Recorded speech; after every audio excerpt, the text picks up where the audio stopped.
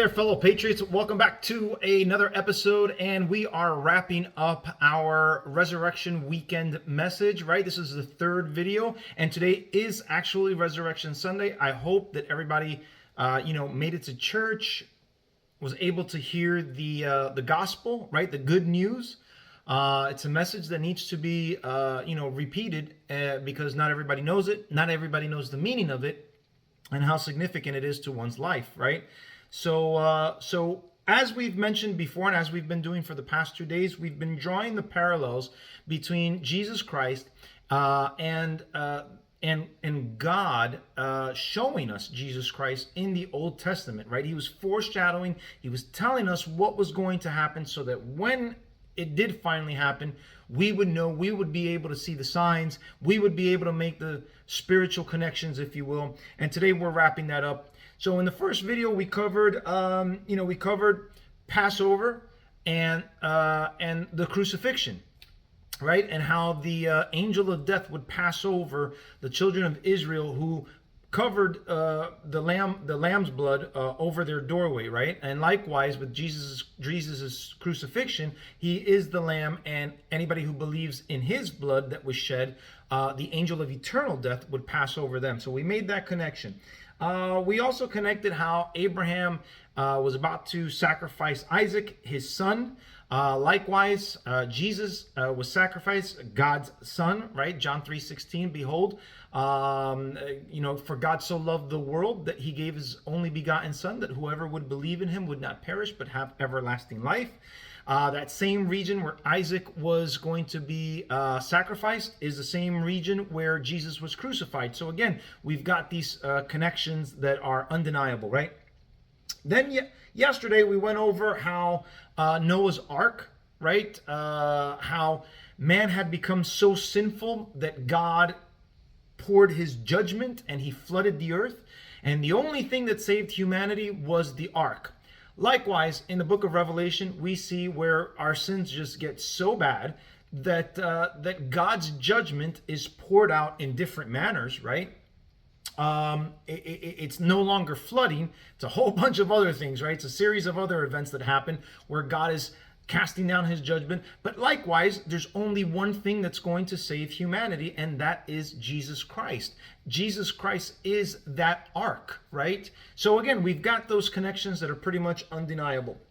So today we're going to talk about two specific instances. And as always, I'm going to go ahead and reference the scriptures of where I'm getting this. So if you want to, in your own meditation time, if you want to dig deeper into the scriptures, you can go ahead and reference it. But the first story we're going to take a look at is actually one of my favorite stories in the Old Testament. It has to do with a man named Joseph, right? I don't know if many of you folks have ever heard of the story or read through the story. It's beautiful, beautiful story. Joseph is the final son, or the second to final son, of Jacob. Jacob has about 12 sons. And then he's got a series of sons that he has with one wife, Leah, who he was tricked into marrying. Didn't really want to marry her. But then he has a son, Joseph, with the love of his life, the one who actually he did want to marry, which is Rachel. And so he's the favored son, right? And all the other sons, they're kind of jealous because they all have to work and they all have to do things while Joseph just gets to study and he doesn't have to do manual labor. And it's pretty much, he's the chosen one, right? If you will. And so the brothers become jealous. Long story short, the brothers betray him because of their jealousy. They actually end up selling him into slavery into the Ishmaelites. The Ishmaelites then the Ishmaelites then sell him to the Egyptians, right, who are already practicing slavery, and it's on the continent of Africa. So again, historical facts, right? Now, what's interesting when we read through the story of Joseph, we see massive amounts of connections with Jesus Christ. For example, likewise, Jesus was also betrayed by his brothers, his Jewish brothers, right? They betrayed him. Jesus is a Jew. He comes in because he disrupts their power, their authority, their popularity. They betray him, and they eventually end up crucifying him. Now, Jesus says that I am the bread of life, right? No one comes to the Father but through me. Jesus is the bread of life, right? It's interesting because in the story of Joseph, Joseph, through his slavery, ends up working for a man called Potiphar, who's pretty high up in the Egyptian rankings. And what happens is Pharaoh has a bunch of dreams that he can't interpret, and he calls Joseph to interpret those dreams. There's a whole bunch of story, but I don't want to make it too long because it is pretty lengthy. But anyhow, Joseph is able to interpret the dreams for Pharaoh. Pharaoh's so impressed that he makes him like second vizier, like he's like second in command of all of Egypt, right? And so because of that, Joseph manages saving Egypt from a very, very bad famine. So bad that that people from other areas have to come in and buy grain. So Joseph's plan, because God had revealed to him in his dream, in Pharaoh's dream, that there were going to be 7 years of plentifulness and 7 years of famine. And so Joseph came up with the idea that we were going to harvest and we were going to store and we were going to ration our food. Right? We're going to save up for the 7 years that are plentiful, and then we ration them off in the 7 years of famine, so that way Egypt was covered, Egypt was safe. So what was interesting, the famine got so bad that people from outside of the region, outside of Egypt, had to come in, and they had to get grain from Joseph. Joseph had to approve it. So likewise, like Jesus says, I am the bread of life, people had to go to Joseph to get bread just to eat, right? So it's another distinction of how, or another connection of how we're seeing certain examples. We also don't have record of Joseph committing any type of actual sin, right? Not to say that he's perfect like Jesus, but we really don't have any verse or anything that would indicate that he committed some type of big sin. As a matter of fact, Joseph was seduced by Potiphar's wife, and he absolutely rejected it. That's how see, what makes the story about Joseph so fascinating is that he was a victim, right? If you will, right? Victim of people's jealousy and so on and so forth. So anyhow, it's really a good redemption story for anybody who likes to read it, because he spent, I don't know how many, I think it was like 3 years in prison for being falsely accused of rape, right? So anyhow, so if you understand Bible terminology, Egypt is a type of world. Not only is it literal, right? Like I told you, there's 3 layers, but it also resembles a type of world, right? And so that picture of Joseph saving Egypt and the region around it is a depiction of Jesus Christ saving the world, right? We just quoted John 3:16. There's many, many more connections to do with Joseph and Jesus Christ. I really recommend reading through Joseph's story from beginning to end. It's actually my favorite of the Old Testament. Then the next correlation that we have, or the next parallel, is going to be, we're going back to Moses and Joshua. What's really interesting is, and I remember reading this for the first time when I first became a Christian. I couldn't understand it, but apparently God does not allow Moses to enter into the promised land where there's milk and honey. Apparently, Moses disobeyed God, right? So there was a moment in time where the children of Israel being led out of Egypt, right? They've been wandering. And Moses gets really, really aggravated by these people because they are constantly complaining about no food or lack of options when it comes to food, right? Water, etc. The trip, it's long. They were complaining, right? And instead of being grateful that they were out of slavery, they were complaining. So Moses obviously gets frustrated. He goes and prays to God and is like, man, I can't deal with these people. So he goes, listen, God says to Moses, relax, just do this. Go ahead and strike this rock, and I'll produce water out of it so that they'll have something to drink, and they'll know that I provided it for them. So that's what he does. Moses points it. Great, all done. People are happy. They're walking along. Again, they start to complain as they continue walking along. Moses again gets frustrated, goes to God. God understands. And he says to Moses, okay, this time speak into the rock and I will produce water. So Moses is so frustrated that Instead of speaking into the rock like he was instructed to, he ends up hitting the rock again. And so God got upset at him. It's like, listen, man, why did you do that? You didn't follow directions. See, I wanted you to speak into the rock because when you hit it, they thought that you produced the water. I wanted you to speak to it so they knew it was without a shadow of a doubt that I was the one who was doing it, not you or not chance or anything like that, right? Because of your disobedience, you are not going to get into the promised land, unfortunately. And I remember reading, I was like, wow, that's so harsh. So he made one mistake and he doesn't get to step into the promised land. I kind of thought that was cruel, to be quite honest with you. But like I've mentioned, there's 3 layers. Everything isn't done on the surface level, right? There's layers underneath it. So it took me years to understand what God was trying to say here. And again, we're looking at things from a Christian perspective, right? Paint the picture.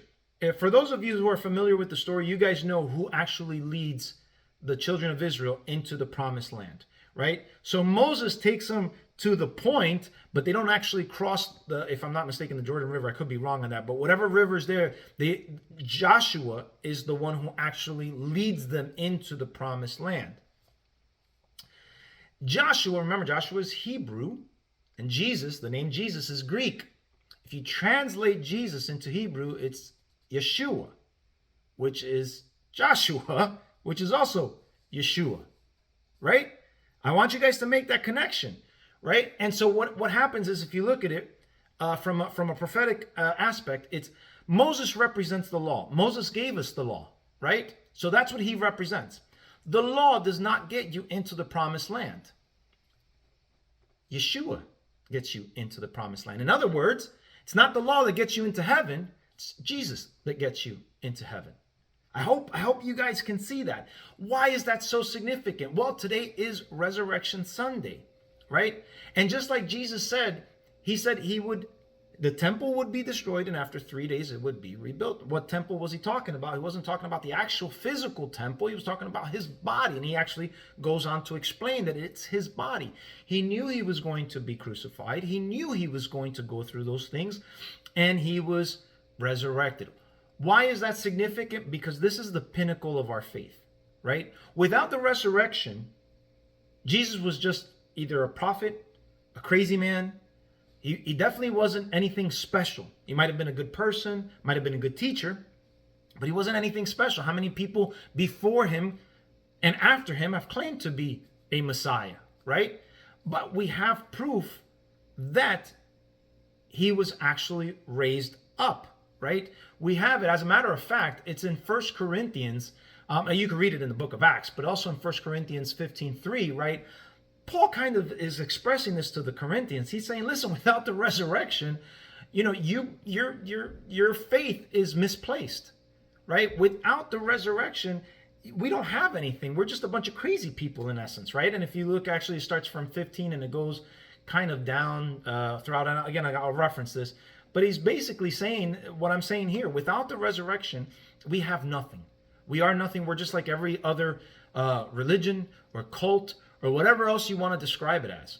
The resurrection is absolutely pinnacle for our Christian faith. Now, I'm going to show you, right? And we have in the text, we have, like I said, in the book of Acts and Corinthians, there's like 500 plus people that actually saw Jesus resurrected. In addition to the disciples, Mary, his mother, Mary Magdalene. We have a number of different people that actually witnessed Jesus' resurrection. If I'm not mistaken, Jesus actually spent like 40 days with them before he transcended once again back to heaven. But why is that important? Why is that significant? Remember when Jesus gets arrested, okay, you have his disciples there with him. And when he gets arrested, as it was prophesied, that they would all scatter. They all ran. What caused them to run? Fear. They were afraid to get beaten, arrested, killed even. Who knows? But fear drove them away. Now, these are people that were walking with God, with Jesus Christ himself for 3 years, right? Jesus' ministry was 3 years. They saw him feed people. They saw him heal people. They saw him walk on water. They saw him stop storms. They saw him do just about every single miracle that was on there. And even the ones that weren't written. And yet they were still fearful. What's interesting is when Jesus interacts a lot with the disciples, he actually is constantly calling them out on their lack of faith. Oh, ye of little faith. Oh, ye of little faith. He tells them that several times throughout the Bible. Rarely does he compliment. I actually can't remember off the top of my head how many, if he does compliment them at all. Sure, he gives them a couple of good words, like when Jesus recognizes that he's the Messiah. But I think he's like, dude, stop doubting me. Stop. Right? That's what he tells them constantly. Now, what's interesting is that these men, right, because they were men, these disciples, they all went on to become martyrs. They went from fear to bold, scared to brave. Why? What changed? What happened in the middle that caused them to go from one extreme, that they would run and abandon their Jesus after watching and witnessing all the miracles he had done for 3 years, and then suddenly, all of a sudden, they then become martyrs. They go on to die. They get beheaded, they get speared, they get poisoned, they get stabbed, they get thrown off a roof, whatever the case may be. What changed? My friends, the resurrection. That's what changed. They went from doubting, even though they saw with their own eyes, they went from doubting to confidence. Why? Because they saw Jesus resurrected. Now, think about this. You think these people are going to die for a lie? I don't think so, right? At some point, one of them would have said, okay, the gig is up. You're right. We're all lying. And that's not what happened. Each of them died. Why did they die? Because they witnessed Jesus actually resurrected the way that he said they would. And let's take the scene, because this is, Thomas is a perfect example, right? Doubting Thomas, right? So when Jesus is resurrected, Peter and John come and tell the rest. Everybody's like, wow, we can't believe it. And Thomas is like, I don't believe it. Listen, unless I see it with my own eyes, or unless I put my fingers and I could touch his wounds, I'm not going to believe. You guys are crazy, right? And sure enough, I don't know if he walks in through the door or walks in through a wall, but Jesus appears to them. And he says, okay, Thomas, he goes, touch me here, put your finger here.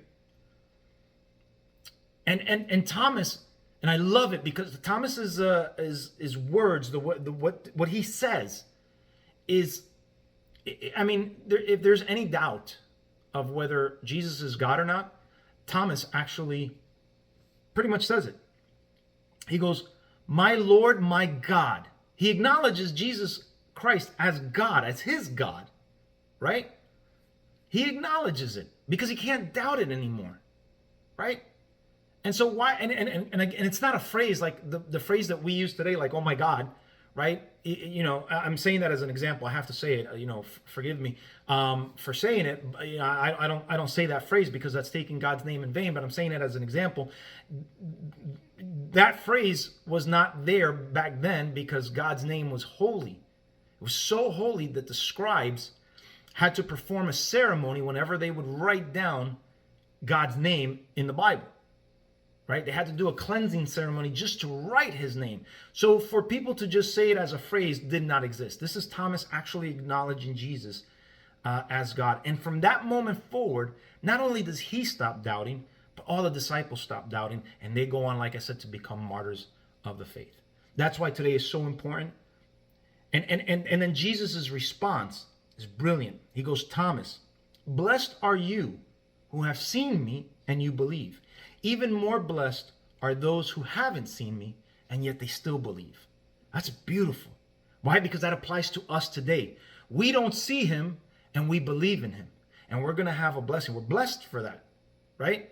All who believe in Jesus Christ, like we mentioned, will have eternal, everlasting life. And it's not something that you can just say on the tip of your mouth, or it's not something that you can associate. It's got to be something that's really heartfelt. If Jesus isn't here, you're gambling. I'm not God. I'm not going to say who can go to heaven and who doesn't. But I can tell you from reading our scriptures, it is a heart thing. It is a connection from here to there. It's not up here. It's not here. It's here. My friends, I'm glad that you guys were able to join me. I hope this was extremely informative for you. And I pray that each and every one of us has a relationship with Christ. I hope each and every one of us gets deeper into the word and continues to build that relationship that is so fundamentally needed. Guys, until the next video, thank you so much. God bless. And I hope you guys enjoy the remainder of your Resurrection Sunday. Till next time, God bless. Bye-bye.